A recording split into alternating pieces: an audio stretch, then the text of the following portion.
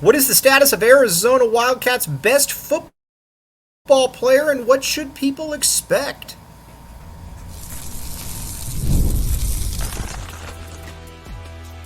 You are Locked On Wildcats, your daily podcast on the Arizona Wildcats. Part of the Locked On Podcast Network, your team every day. I'm Mike Luke, and thanks for keeping it locked on Wildcats. This show today is brought to you by FanDuel. Check it out. All kinds of really good stuff at FanDuel. FanDuel.com. Another one of these ones where you will thank me later. You know your money is good at FanDuel. All right. A lot of questions about what's going on with Tetairoa McMillan, and we can just rehash a little bit just how good Tetairoa McMillan is. He is the best wide receiver to ever come to the U of A. I don't even think that it's particularly close. He is somebody that you will not see probably come through here again very soon. I mean, this is the kind of guy that Alabama, Georgia, those kind of teams get, and they get on a regular basis. Arizona does not get these. Arizona does not get these type of players. But watching him on camp, he looked very, he looked rusty, but he was moving around all right.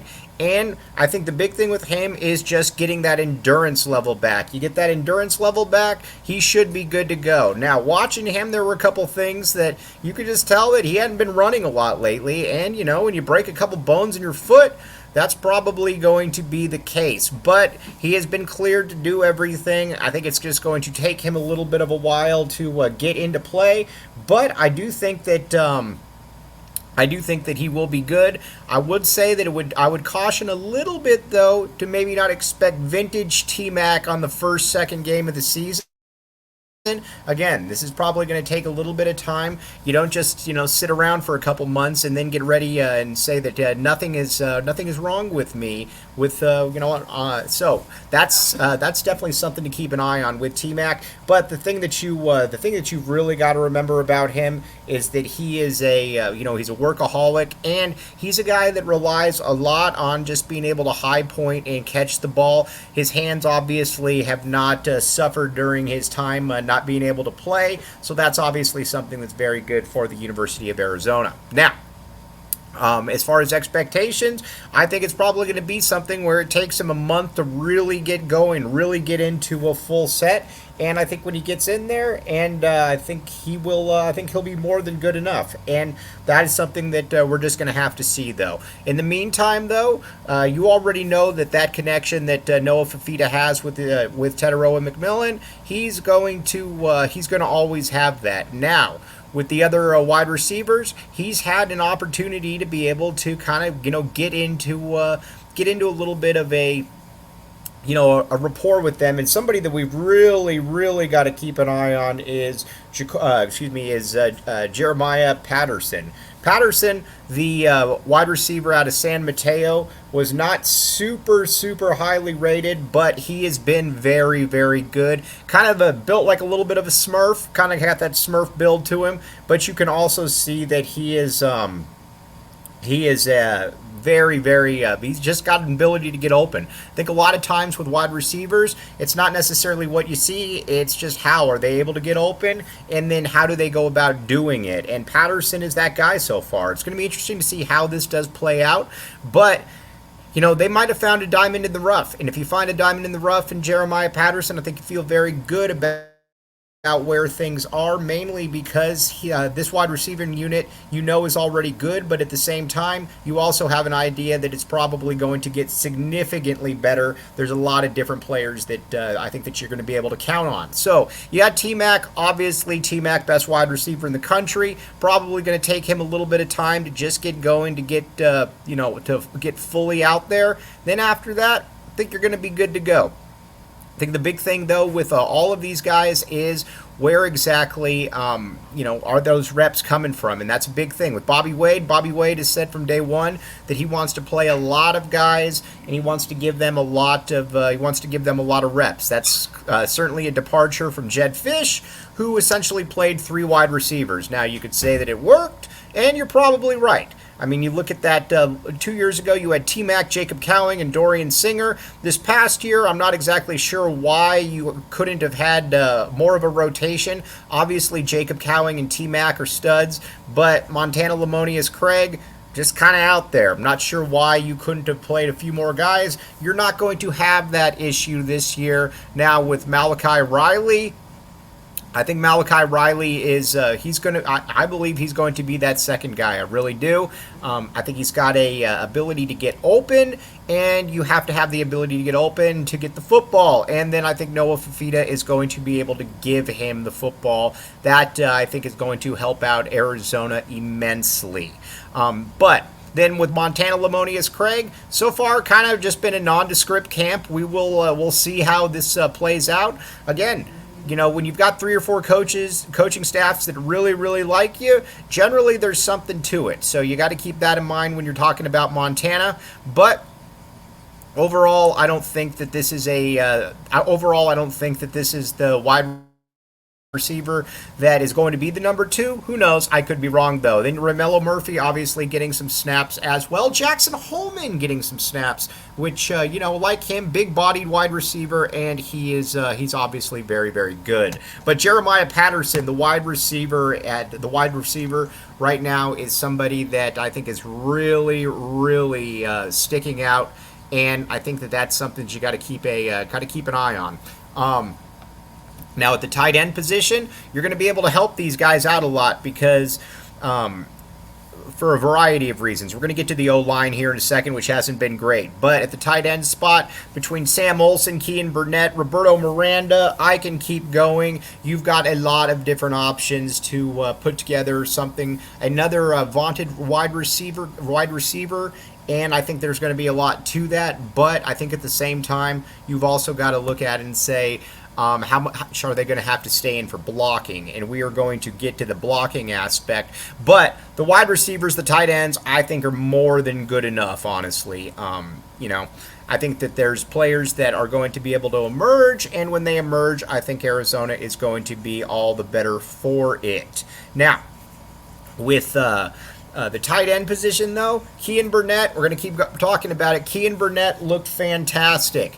Kean Burnett, obviously Big Chester Burnett's son, took a little bit of time, ex-USC commit, came here to the U of A, though, and has looked every bit the part this year. Again, I think that he was probably a little overwhelmed his first couple years. You got to remember, too, even though he was at Servite, they didn't have a tight ends coach. He was having to learn it. Himself and figuring out what exactly all that entailed. But he's in year 3, and he looks confident. He looks strong. He looks healthy. He looks good to go. I expect a massive season out of Kean Burnett, and I think that Kean Burnett's going to have NFL potential. Now, how much of this is going to be wide receivers, though, that are having to stay in to block? That's something that would be, I think, a little bit less than ideal, but there are some issues that I think we've definitely seen with the offensive line that we're going to have to talk about here in a minute. But first, FanDuel. Check it out.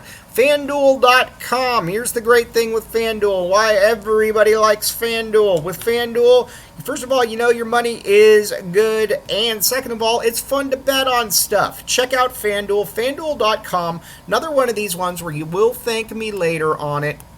With FanDuel.com, you can bet before games, you can bet after games, you can bet during games. Not after games, they would be called a future. But you can do a lot of different stuff with FanDuel, and I think the thing about it is it makes it fun, it makes it enjoyable. Check it out, FanDuel. I think that there's going to be a lot of people that are going to be betting a lot on college football. So why don't you just hop in there and get involved for yourself? Check it out, FanDuel.com.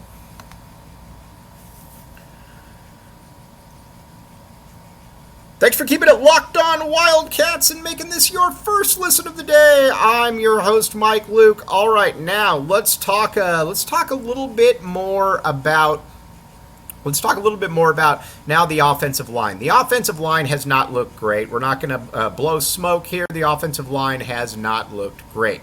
But there are a few reasons for that as well, and I think that's something that you got to keep in mind when it comes to the offensive line. First of all, Wendell Moy has still missed time. You got to keep that in mind. That's not something that you just. He's probably your second best.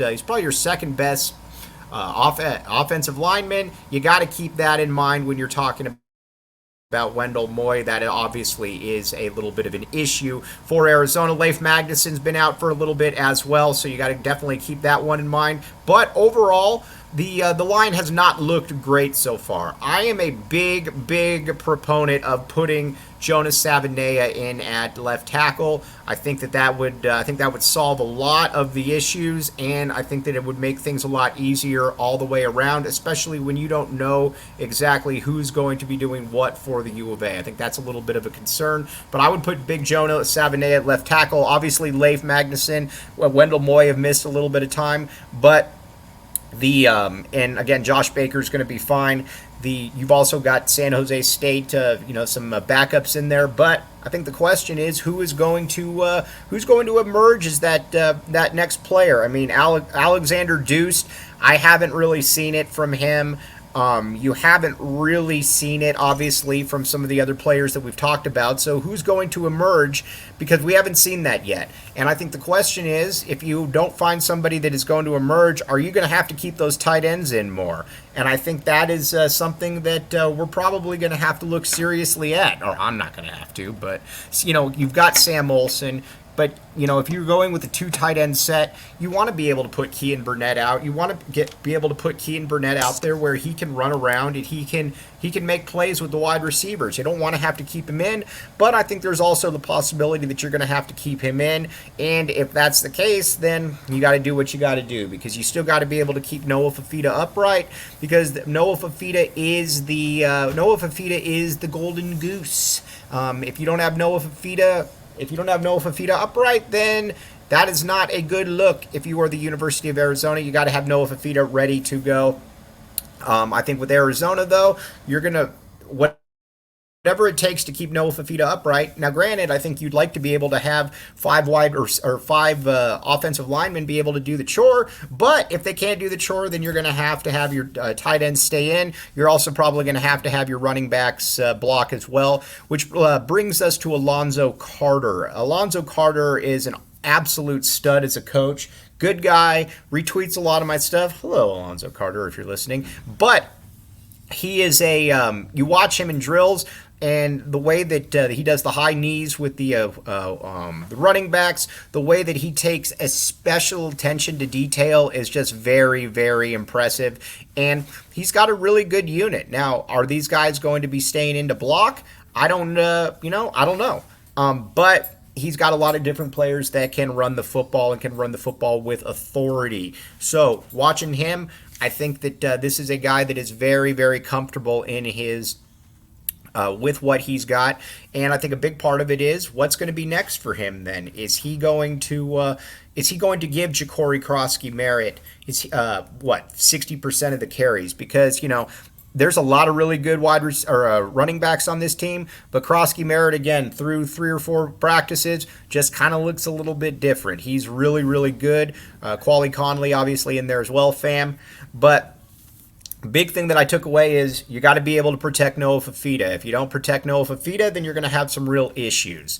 And so that's where it is with this team at this point. I think they'll be able to figure it out, but this is not a deep offensive line. I think last year you saw that you had 5 offensive linemen and they were able to play almost the entire season. You generally don't get that, and you saw when Jordan Morgan went out, the difficulties that you can have. A big problem with that too is that you had a lineman that didn't belong out there. Joe Borhone, nice guy, I'm sure, but he did not belong out there. And on the offensive line, if you have a player that does not belong out there, it can affect the entire offense, and it can affect the entire offense, in a hurry. And I think that's what you saw with in that Alamo Bowl game against Oklahoma, that you had some guys out there that probably shouldn't have been out there. And once Leif Magnuson came in,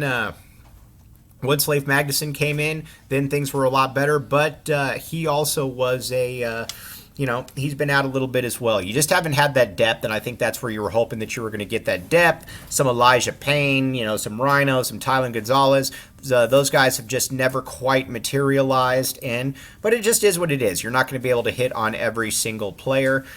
But the offensive line definitely has been a concern. Everything else, though, on the offense, I think is good to go. Noah wasn't particularly sharp, but, we've seen Noah. We know what Noah can do.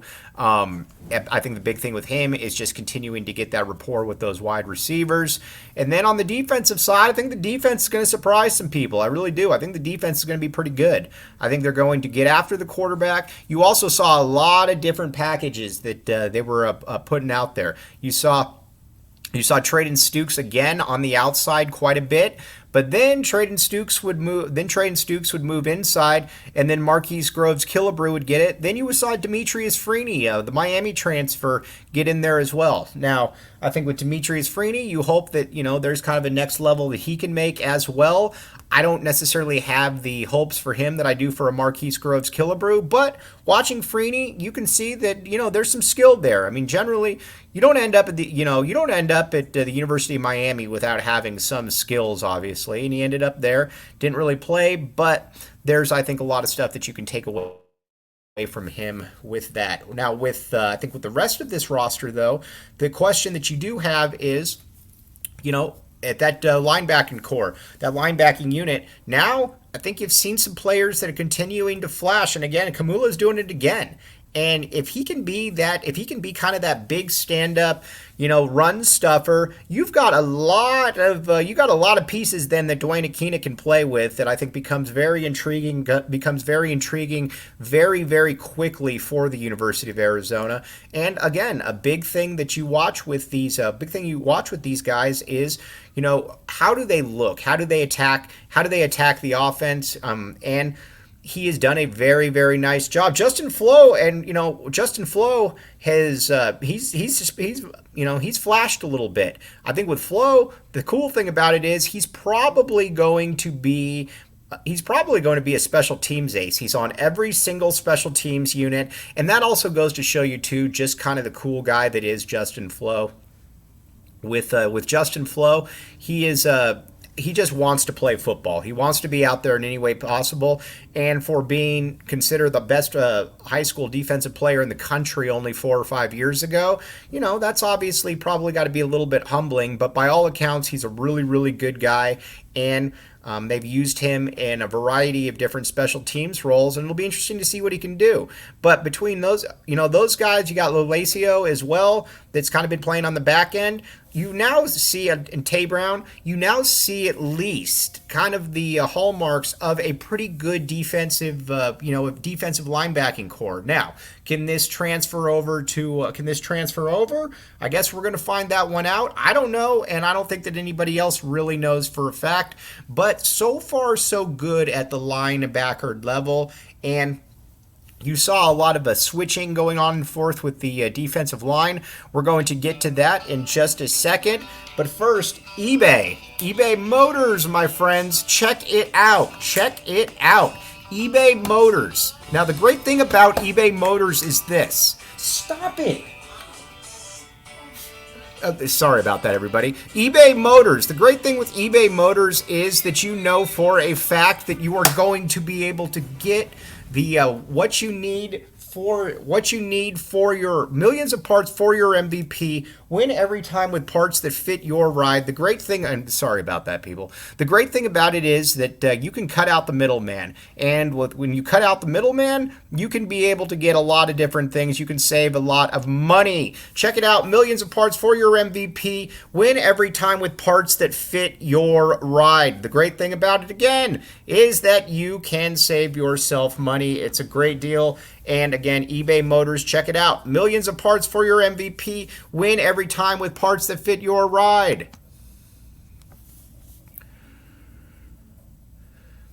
Thanks for keeping it locked on Wildcats and making this your first listen of the day. I'm your host, Mike Luke. Okay, now the defensive line. You saw a lot of you saw Kevon Darton starting to get a little bit more reps with the first team, and I think you're going to see more and more of that. Now, again, I don't know that if he's going to start or not, but he definitely has a little bit of a quick twitch right there that I don't know that a lot of players on this team have.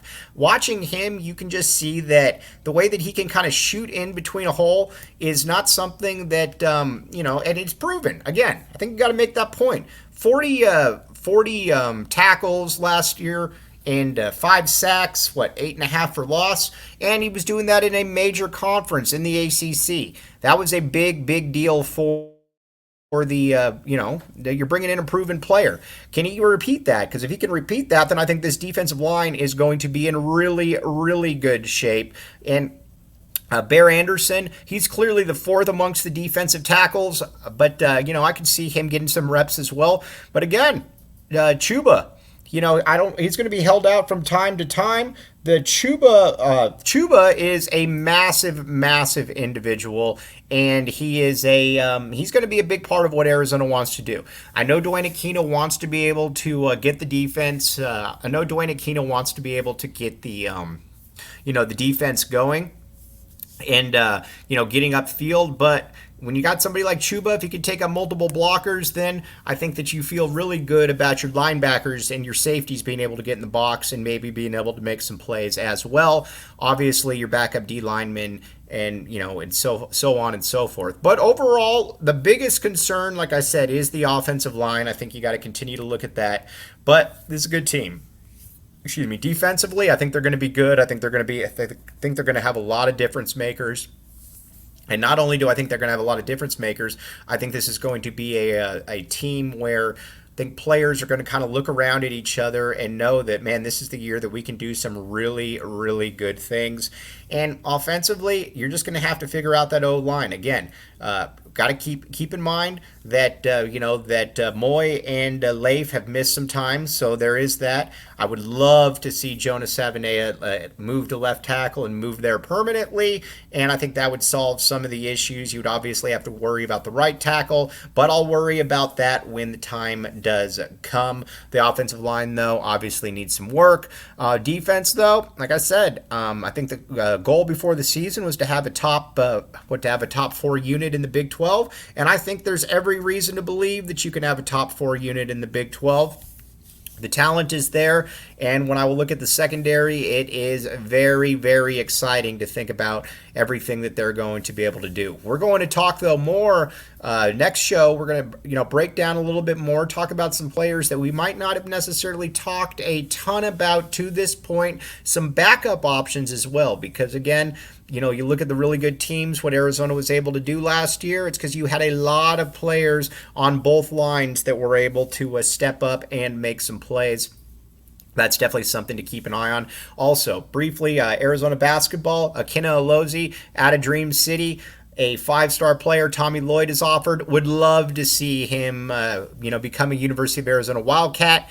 With him, he can do a lot of different things. He's very quick. Athletically, he's just different than everybody else. And if you were able to get Braden Burries is probably the one player who comes in here and he's gone after a year and you're going to need to replace him, but that's what good schools do. You recruit somebody and then you bring somebody in to replace them. The second you get a commitment from them, you start recruiting their replacement, like Bobby Kremen said when he was recruiting Stephon Marbury. But on that note, though, Arizona football looks good. Got some questions, but looks good overall, and we're going to continue to talk about this. But, as always, very much appreciate you making Locked On Wildcats your first listen of the day. I'm your host, Mike Luke. Bear down, back the A, and we will be back with you tomorrow.